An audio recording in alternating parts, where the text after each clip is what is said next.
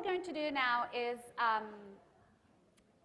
we're going to do a demo on how to use the 1-800 number. That's the Certified Languages International. And that service is a service that's available to all courts, statewide, state courts, that the AOC provides. There's no cost to your court. We take care of the bill at the end of the month. So the service is a telephonic interpreting service, and it provides interpreting services in over 300 languages, or so they claim. But we're going to be doing a demo first, and then you're going to be calling the number and using the service yourselves to fill out a petition for order of protection, right? So Peggy is going to explain to you how to use the service first, and then we'll go over the activity. So in your packets, you'll have, I believe, this, who gives you the information for Certified Languages International. So you'll call that 1-800 number. And basically, an operator is going to answer the phone, and it's going to ask you what your customer code is. So the customer code for the state is 9524. So you'll need to give them that code. Can you please write it down? So you'll need it for the activity. Everyone hear that? 9524 is the customer code. The 1-800 number is listed in this page. Then they're going to ask you which court you're calling from, and you can just give them the individual courthouse where you're from, and they'll ask you what language you need. And so they'll tell you, can you please hold, and then they'll put you in contact with an interpreter for that language. All right. So what we're going to do is to use the form. You have a petition for order of protection in your packet. That's all in English. Yeah. But let me explain first what we're going to do, and then we use it. So you have a petition. It's all in English. And the idea of using this form is, the English only is so that, you might have some other language that you may need to accommodate. So that's why we wanted to use the English only. And so say that you have a person that comes to the court, they speak another language, they want to fill this out, what can you do? And this is just an exercise, okay? Just an exercise so that you can use the 1-800 number. So what what Peggy is going to be doing, she's going to be assisting me, the LEP, who's coming to the court. I want to get an order of protection. She's going to be calling the interpreter, and very importantly, she's going to be reading that form exactly as it is written. She's not going to add anything. She's not going to paraphrase. She's not going to change the language in any way. She's just going to read the form. And also, I think it's a good idea to let the interpreter know, because these interpreters are in a big call center waiting for calls. And it could be from us, the courts, it could be from a hospital, it could be from a date, right? So they get all sorts of calls. And so to give them kind of like an idea of what's happening, Peggy will let the person know, the interpreter know, I'm here at a court trying to help an individual fill out a petition for order of protection. Then the interpreter will know, oh, okay, and they'll have that mindset already for what's going to happen. And you can also tell the interpreter that you're going to be actually reading a form so that the language is quite static in a form, so it's not like an actual conversation, right? So maybe we can do, I was thinking, this one? Okay, question. So we're going to be doing the point 6, request to the court. So you can go to that page.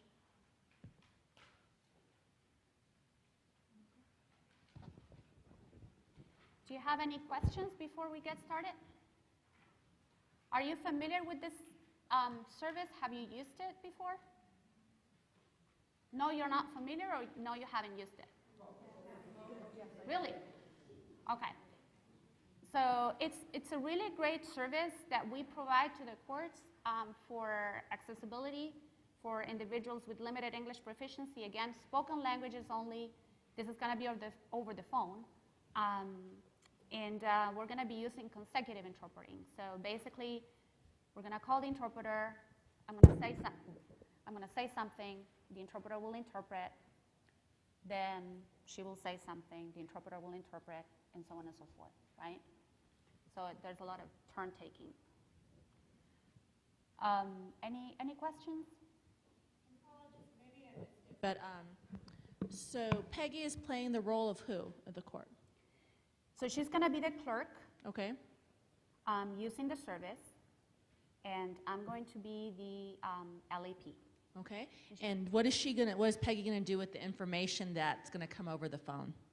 So once it's, So for the sake of this exercise, she'll write it down, but it's just for demonstration Okay. purposes only. I just wanted to make sure that everybody understood that. So Peggy here is playing, right here, I'll point out, Peggy is playing the court clerk, right? So she's at the window, and she's taken the petitioner, Paula, maybe behind, if you have like the glass window, whatever, somewhere where it's quiet, right, number one, somewhere where there is a phone so that everybody can hear what's happening. So she's brought her back into a different office, right? She's found the information for the 1-800 number. She has the code in front of her. She has the materials that she needs to communicate, and she has all that ready. Okay, does that make sense to everyone? Okay. Thank you for calling Certified Languages. Everybody here? Thank you for calling. This is Bill. May I have your customer code, please? Yes, it's 9524. Thank you. And what language? Spanish. Okay. And your name, please? My name is Peggy Cadwell. And your phone number, please? 505-414-5313. Okay. And court name? Gallup Magistrate Court. Okay. Thank you. And please hold for the Spanish interpreter. Thank you. Thank you. I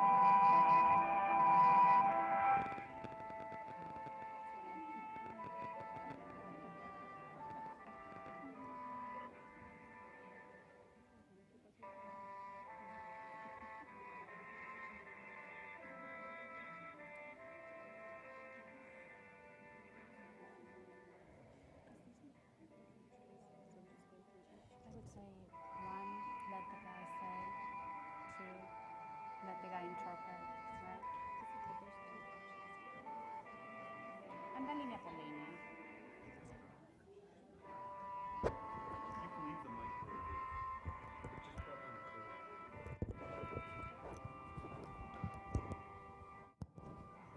Button.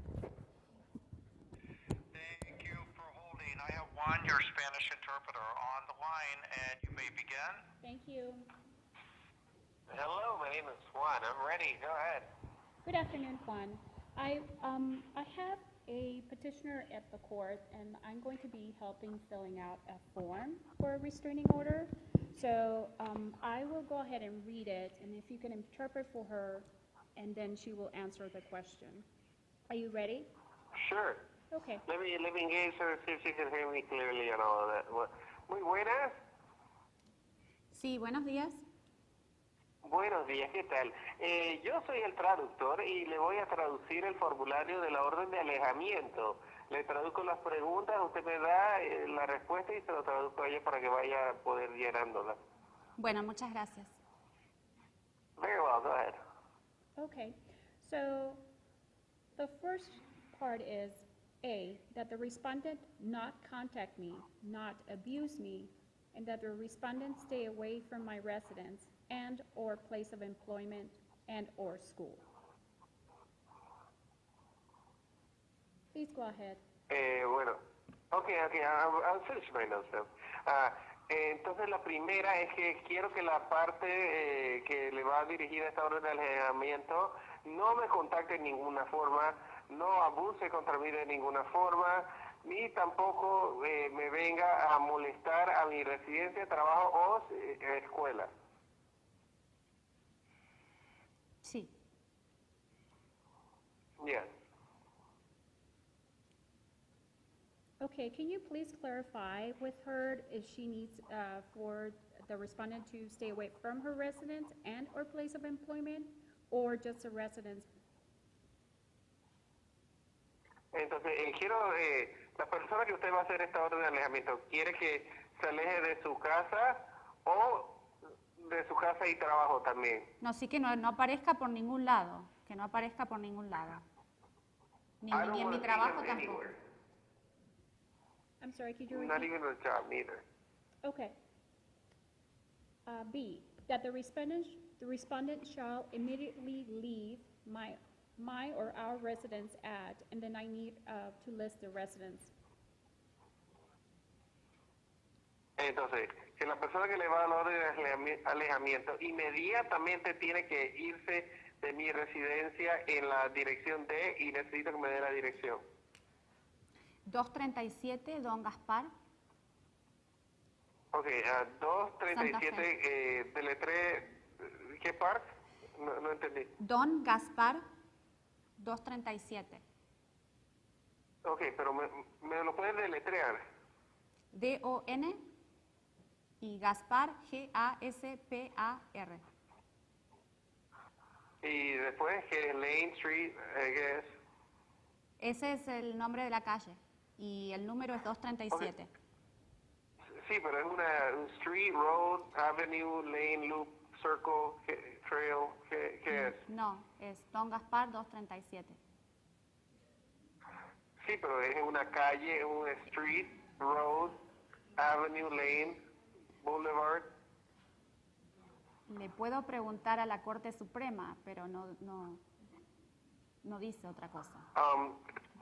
The only thing I have, ma'am, I'm sorry, the address I have 237 D-O-N and then G-A-S-P-A-R, but I don't know if it's a street, lane, boulevard, avenue, lane, trail. Okay, no She said problem. she could ask the Supreme Court. Okay, thank you so much for that. The other part is that the respondent provide me with temporary suitable alternative housing. If that's something that she wants a respondent to do. La segunda parte de esa pregunta es que usted quiere que la persona que le va a dirigir esta orden de alejamiento le consiga una vivienda, un albergue razonable. ¿Usted quiere que él le consiga dónde quedarse? Sí.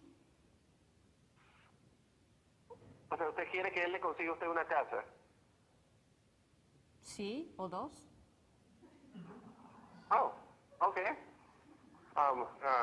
Sure, I want him to give me a house or two. Okay.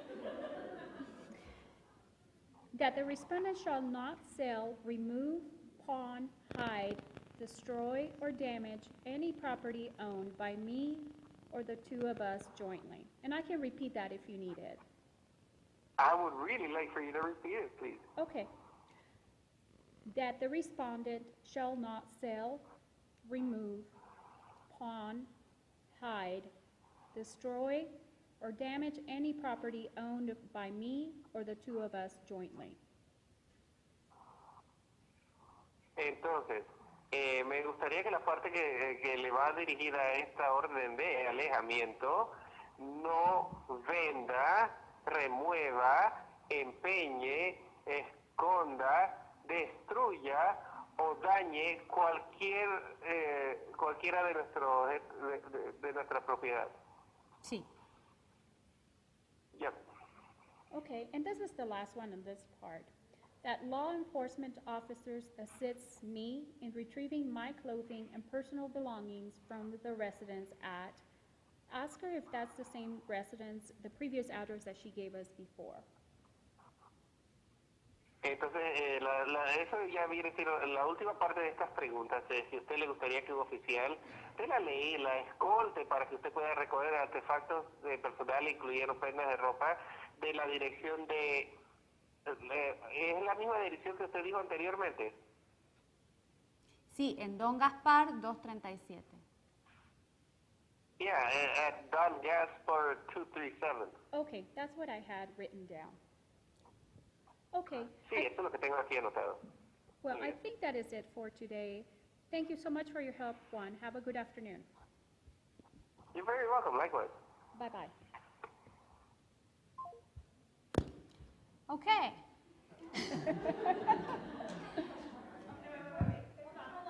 Next session, we need to ask to add Lane Street or something to Don Gaspar. No, I just had a question. Every time you said respondent, what was he answering to that? How was he interpreting that? I never could catch what he was saying. He was saying the person that this is, the restraining order is the, right. He was not using like a specific word for respondent. Oh, How would okay. you say to respondent, though? I would have just said el demandante. O el demandado. So demandado, demandante, right? There's a difference. Okay. Okay. Okay, so with that, and we'll ask the Supreme Court whether Don Gaspar has a drive, lane, street, trail, whatever that was. Paula was giving the address for the AOC in the Supreme Court, so that's, and he really wanted it, and there really is nothing after that street. Other than that, though, to bring everybody back up to speed here, is there any other question or comment on that demonstration? Oh, wait, I have another question here. I hear it. Well, let me see. I'll get your comment before I walk over there. I guess it was pretty good. It was pretty good. It's not as scary, maybe, as some of you may have thought. And was it Audie that raised her hand? Okay, hold on just a moment. Earlier, you had mentioned that we're not allowed to write anything in the forms, but if we're put in a position to where we're helping the individual, are we then allowed to transcribe the interpretation? Or are they the ones needing to write it out in Spanish and then us to send in that translation? Did you hear that whole question? Yes, and that's a really good point. And that's true. There's a scribing rule that we're trying to gather information from. We have a pilot going on to see if we can add an exception to that rule. And it greatly overlaps with this project.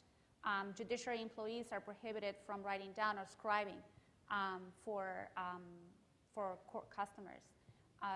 So for the time being, what you can do is you can have the person write it down in their own language and then send it for translation. So that would be a way. Another way is to sign up your court to be part of the scribing pilot. And if you're interested, please let me know because we do need more data. At the Second Judicial District Court, though, this is what the volunteers will be doing. So you wouldn't be doing this work. It's exactly what the volunteers would be doing.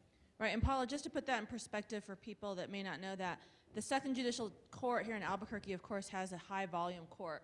And one of the things that Paula's been working on is getting volunteers signed up. And some of those volunteers don't speak any other language. They just speak English.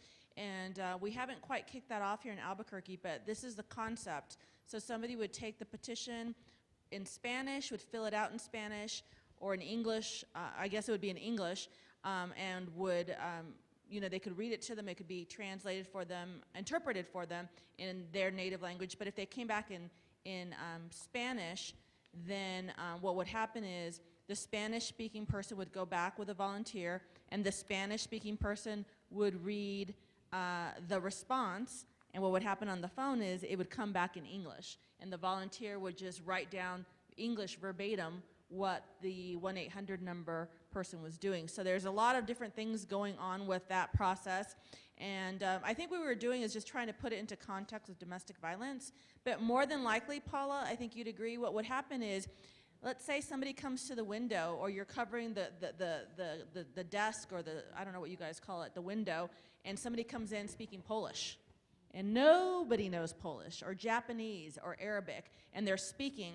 You could have them identify what language they speak, and just put your hand up and say, hold on just a moment, and you would get them on board, and you could just say, "Hi, how can I help you today?" And then the language line would say it in their language, and they could say, "I need to sue somebody," or whatever it is they wanted to say. So that's probably more than likely the way that everybody here that works for the courts may possibly be encountering somebody that doesn't speak any language that anybody speaks, and that's when you would use the language line, right? Yes, exactly. Does that make sense to everyone? Okay. Are there any other questions? Please keep it, be aware that the interpreter may be, like Paula said, at a call center.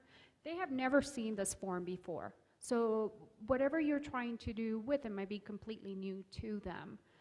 And so just be patient and know that it might take a little bit of time to get things done, but that they're there to help you. So give them as much information as possible. You know, I'm here at this court, I'm helping this person, this is what we're trying to do, so that you don't jump in and then start doing things without them knowing exactly what's going on. It's just really helpful to have sort of that background information. So now it's your turn. You're going to be calling the number. So those of you who speak English only are going to be calling the number and trying to do what we just did with one of the language access specialists that are at your table. We do have 2 Navajo language access specialists, and I would love for you guys to split, because first I want to test and see if they really provide Navajo on the spot. 2 users at the same time. As a client, I would like to know that. But also, I think it's going to be great to have a language that nobody else at the table actually speaks. So if you can maybe, Shalene, maybe you can move to another table and work with somebody else. So it could be a group activity within the table, because otherwise we're going to have too many conversations. They're going to overlap. So try to maybe get closer and see how that goes.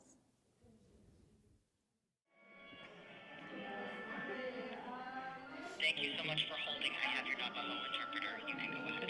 Thank you very much. Hello? Yes, good afternoon. This is your Navajo interpreter, ROG1. How may I help you?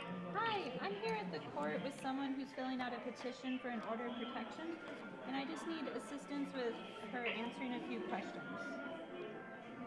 Okay. So can I read you the questions and then you interpret them back?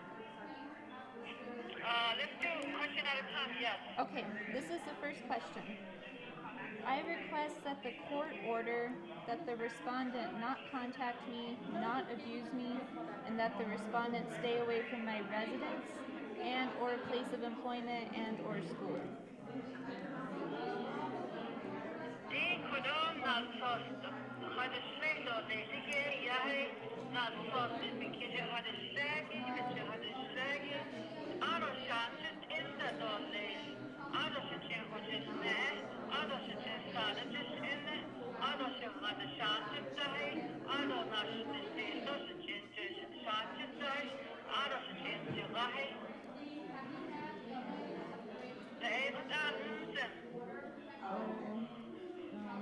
Yes.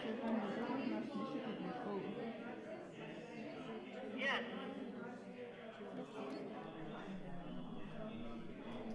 Okay. That the respondent shall immediately leave either my or our residence at, and then I need the address.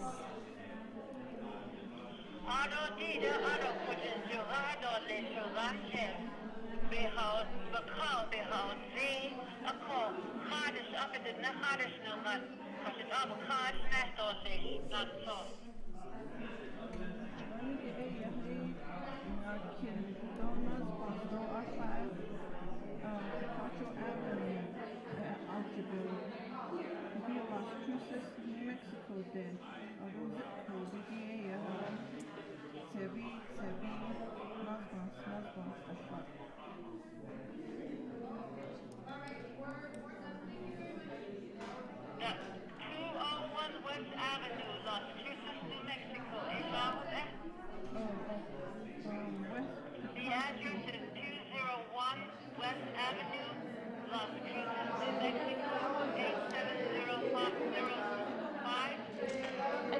missed something.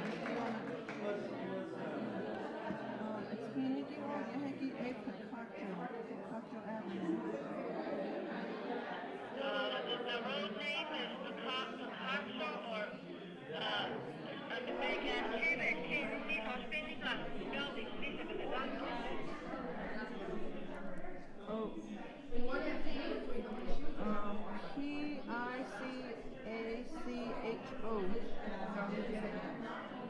201 West Picacho Avenue. Oh.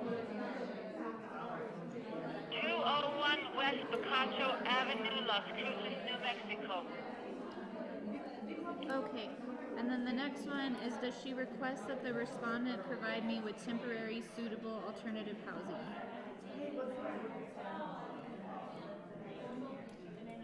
Ado di Corona Sosuche Ashneke Yahe Nana Sata da Hada da the whole one. Shabaka Hosdoli. Oh. Oh, Yes. Yes, that's correct. The next one is that the respondent shall not sell, remove, pawn, hide, destroy, or damage any property owned by me or the two of us jointly. Ado di Corona Sosuche Ashneke Yahe Ishi ni Kai Haslegi ni Nanchoni. Joint Zilgina de Vingine Yagigina Yada Tani Behadet Tani the Art Haslagi I Dostat into those inside those those laser dodos those chonsta. Is that? Oh, Ahokero. Yes, that's correct. Okay, the next one is that law enforcement officers assist me in retrieving my clothing and personal belongings from the residence at, and then it's that same residence. Ado di kodo she end destination sengo. Yahe Salau, Chicago was Salau, Ashi was no Yahe Edo, Ishin joint, not the destination Seno Ekotasha, what it all day. Oh, Ahokasha, both it or the less. Oh. Yes, that's correct. Okay, that's it. That's all we need. Thank you very much. Hakushilana, Kunta to see that Vinkash was all day. Oh, go on there, yeah. This is the interpreter speaking. Thank you for using our services and have a good day. Thank you, you too. That was great. That was Navajo.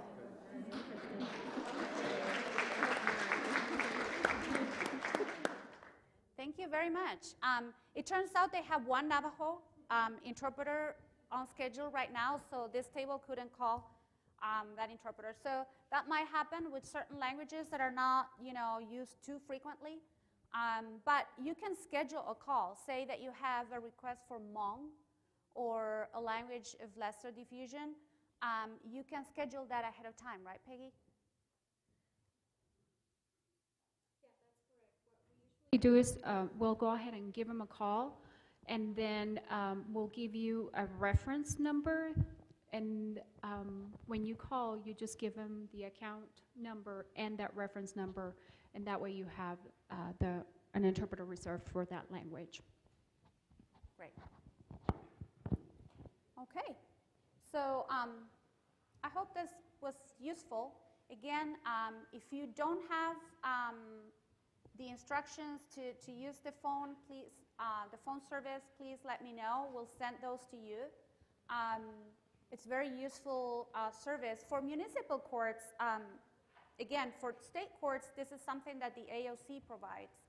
For municipal courts, this is something that you might want to consider using in your courts, and it's a very affordable service. It's less than $1 per minute, and you only pay the service if you use it.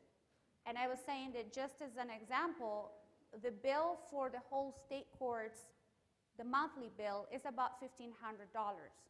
So if you just implement that in your court, it should be something quite accessible that will give you, that will put you in compliance with, language access requirements, and it's pretty affordable. Any questions? Thank you very much, the Navajo speakers. That was great. Thank you. All right, so I'm glad that we got kind of woken up this afternoon and it was interactive, and I hope that now you're not as afraid to use our 800 number. It's completely doable. I think just seeing the demonstration and hearing it and stuff, I hope that all of you now feel as though if you're watching the counter or somebody calls you, that you'll be able to utilize that. So for the rest of this afternoon, before we move on to our final activity of the day, what I wanted to do is give everybody the opportunity to ask questions about our bilingual forms, to ask questions about language access, anything that's happening that we haven't covered yet this morning. I think that this is a good opportunity to talk about that and see if we can answer your questions. So has anybody had like a burning question? This is when everyone's like, if I just say nothing, I can get out of here sooner. I did have one individual come up to me before or during our lunch break, and what she wanted to know is whether bilingual forms were going to be done for all of our state court forms. And that's a great question. So right now, as you can imagine, it costs quite a bit of money to get those translated and formatted. Paula was able to get money together over the last several years, and we've done all the domestic violence forms, like we talked about, and all of the divorce forms, all of those. And those, you know, are much lengthier, like the child support worksheet and all that. All of those are currently done. And right now, unless I'm mistaken, Paula, those are the only ones that are on kind of our roadmap. And the reason for that is because those are vital forms, that's the federal language, forms that are vital for people that are SRLs. So I think we'd all agree those are the types of cases that if somebody is not represented by an attorney, that's more than likely the assistance they come to the court for.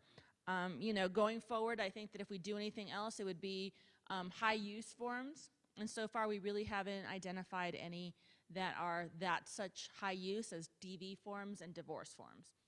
I work in the Self-Help Center. So are all the DM forms currently being translated by the translation committee?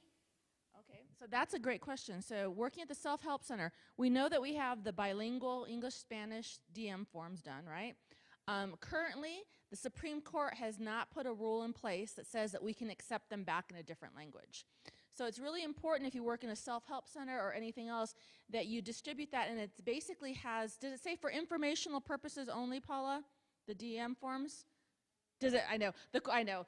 I saw you talking, so I thought I'd call your name up. The question is about DM forms. She works at the Self-Help Center. I know that we have them available. Do they have these documents are only for informational purposes only? It has like a header mark. So what it is so that people that maybe aren't completely fluent in English can read it in English and Spanish and kind of decipher and figure out what the question's asking. But there is currently no official Supreme Court rule allowing DM forms to be turned back in Spanish. Is that correct? So does that answer your question? And the committee is not currently translating those, correct? So it's not really the committee. So the language access specialist, Paula's office, will not translate them at this point. Okay, hold on. She's going to clarify.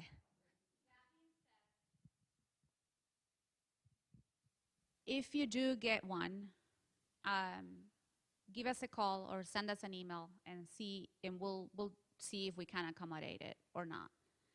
It's not currently under the rule or the order, but let's see. And I think what Paula's saying, and I don't know if Paula mentioned that to you all, so right now she does have somebody under contract that's available on a part-time basis. And that person is there to immediately begin the translation in Spanish. We're talking about Spanish only right now for the domestic violence forms.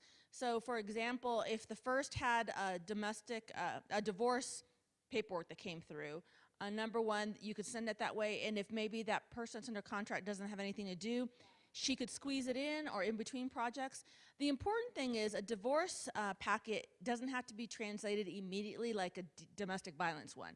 So if there's nothing going on, I think what Paula's saying is they'll try to accommodate it.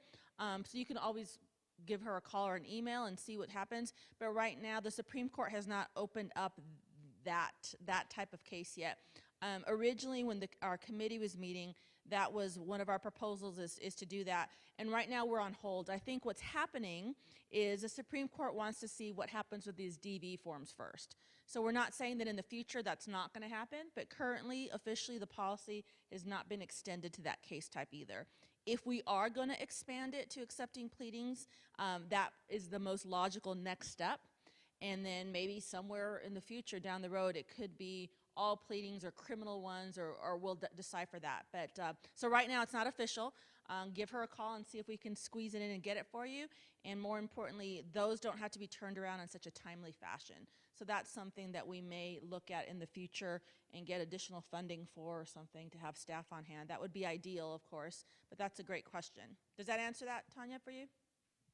Okay, I think it answers her question. Do I have any other questions regarding language access, how we process these cases? Do you feel like you have more information now than you did this morning? Yes? Okay. Okay, here's another question. And this has nothing to do with domestic violence or anything. It just has to do with the language access certificate. So if a person got certified, but I know that you have to attend 4 CEUs, what if they never did? They just got their certificate and they never continued their education. Does that? That is really bad.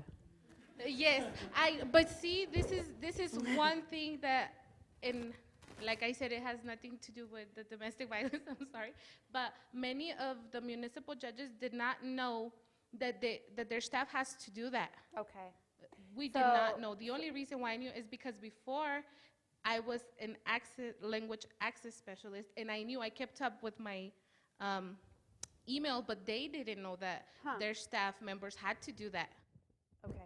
So you can tell them to get in touch with our office, and we can look at when they became certified and how to get them into compliance. To compliance, just okay. so you know, all language access specialists, raise your hand. So you're all getting the CEUs for this year, right? So you're done. Yes. So you are now in compliance as of this moment, right? You're just asking for a friend. Okay. Okay. So you can tell your friend. Your friend that you just outed. I know that's okay. We didn't hear anything, but no, just asking for the friendly next door court. But that's a great question. So for those of you, maybe if you know back in your home court, if you know people that know Spanish, there's a process for them to go through to be certified. And then after that, what's required is basically they have to take 4 hours of continuing education courses just to keep fresh and keep up. But luckily, all the LAS people are getting those 4 hours, and you actually have more right now, free by attending this training. So that's a great question, I think. I do want to say that the Judicial Education Center provides scholarships for language access specialists for municipal courts. So please let your colleagues know about that, and so that we can continue offering that program to the muni courts at no cost. But just let them know that the Judicial Education Center provides scholarships, and it's a great program that you guys offer. Thank you so much. Right, and the other benefit, like I said, if you know someone else in your court that knows Spanish, the other benefit of doing that, you can do it for free, and then afterwards, it is a pay differential of an additional $1 per hour that you get paid if you're an LAS. Yes, Holly? So how do we get people who we know are fluent in Spanish to do that? Because I know we have several people in our court that are fluent, but they won't go through with it for some reason. They're very reluctant to do it. And I think I talked to a couple people. I think that, especially in New Mexico, if you grew up or you learned Spanish either as your primary language or your second language, because more than likely your grandparents or your parents or somebody taught that to you, I think that there's an apprehension. And, you know, for those who don't know me, I actually am bilingual. My grandmother taught me Spanish. A lot of people don't know that. So, but I rarely get to use it. And I think, speaking from that perspective, if you don't practice it and speak it very often, I know that it is overwhelming and it kind of stresses you out because you're thinking, oh gosh, do I know it? You didn't officially learn it in school. You're not fluent because you don't practice it. I think that's probably the biggest barrier to most people.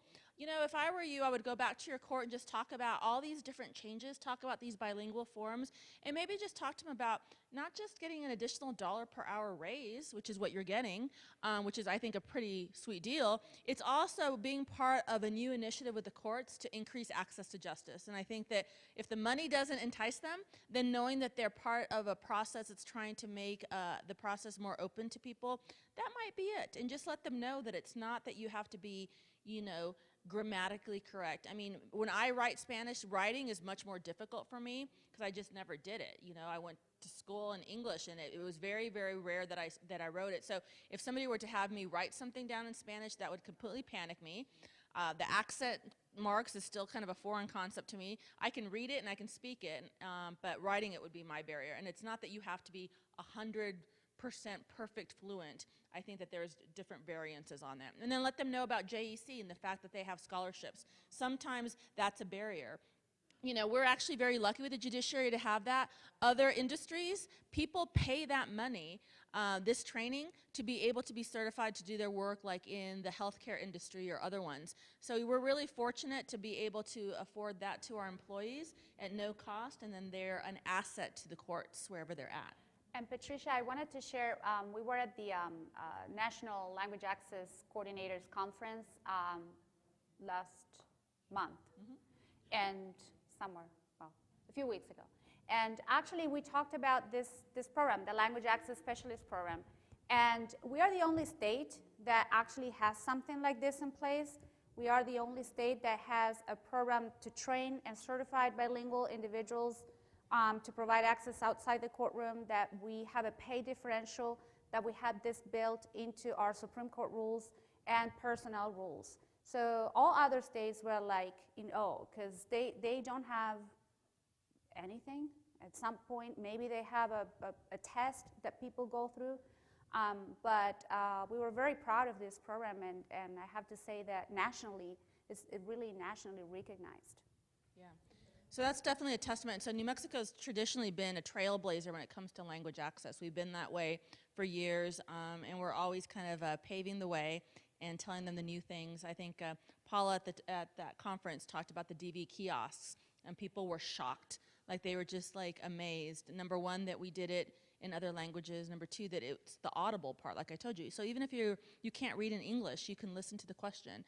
And the fact that we included a native language was, I think, pretty shocking. And we're getting pretty good results. So I think that just talking to that to whatever court employee.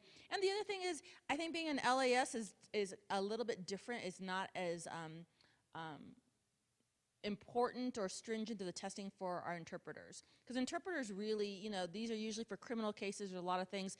Usually people that they're fluent in Spanish, it's just giving people information. You know, and if you're a kind of a shy person anyway, and you know, sometimes in the courts you might, you know, be kind of soft-spoken. But if you know your job and you know what you're talking about, you know the general court process, that's really what LAS people are called to do. So I would just encourage you to kind of broach it that way and just encourage them. Or if you know somebody else that does it, and if not, maybe give their names to Paula, and Paula could have a conversation with them. I think it's just reaching out and letting them know it's not such a scary thing, and I think it's very beneficial, both financially and makes you feel good when you help people out. I think any of us, if you're ever in our community, you know somebody that needs help, whether it's an older person or somebody with language issues, it's always nice to step in and feel like you've helped them out. So that's what I would suggest doing. So do we have any other questions then on, okay, hold on. This is kind of something with our court. So we have a court annexed mediation and parenting program, and I've ran that for almost 7 years. And one of the things that we do is we court order couples who are involved in custody divorce and parentage cases to that program. In your take, what is more appropriate for us to provide language access to Spanish language individuals who are court-ordered? Should we request an interpreter from the AOC? Should we use a language access specialist for that program when it does meet? That's kind of a question that I've had, and I don't know how to approach that. What have you been doing so far? This is something that the judges have actually been doing. If they know that a couple, at least one of them is Spanish speaking and they don't understand English, they will refer them to a mediator outside of the court, and they'll appoint a mediator and use a mediator fund. So, I mean, we have that resource there, and I think we could use it more if we kind of knew how to approach that situation. So we provide interpreters for mediation. At the same time, it is a service that is outside the courtroom. And if you do have a language access specialist that can provide access, that is fine. For courtroom proceedings, that would be a different deal. But does that answer your question?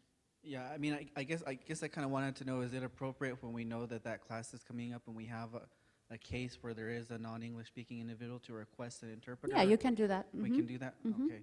And But there are, I've heard of language access specialists who actually feel very confident in what they're doing, and they want to actually put their skills to practice. There's no objection to that because it's outside the courtroom. Okay, yeah, that was my question. But certainly, you can request an interpreter, and we'll send you an interpreter if need be. Okay, sounds good.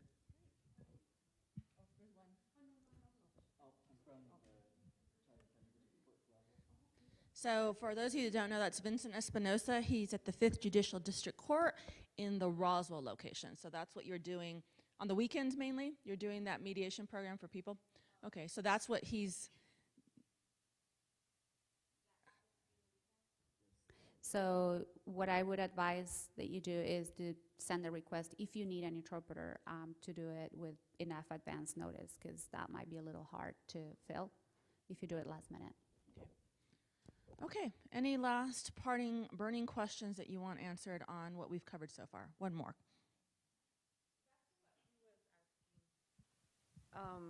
I've never had this happen, but if we do need an interpreter for a mediation, and we do ours Monday through Friday, it comes from the mediation fund or from the court? Who pays for that?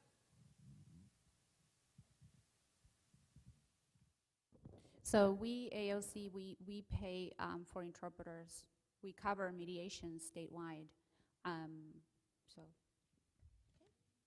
now there are mediators who are bilingual. Right. All right, so before we adjourn here for the evening, again, just a reminder, if you are from Las Cruces, Las Vegas, or Gallup, if you could stay afterwards, we'll just have a quick meeting.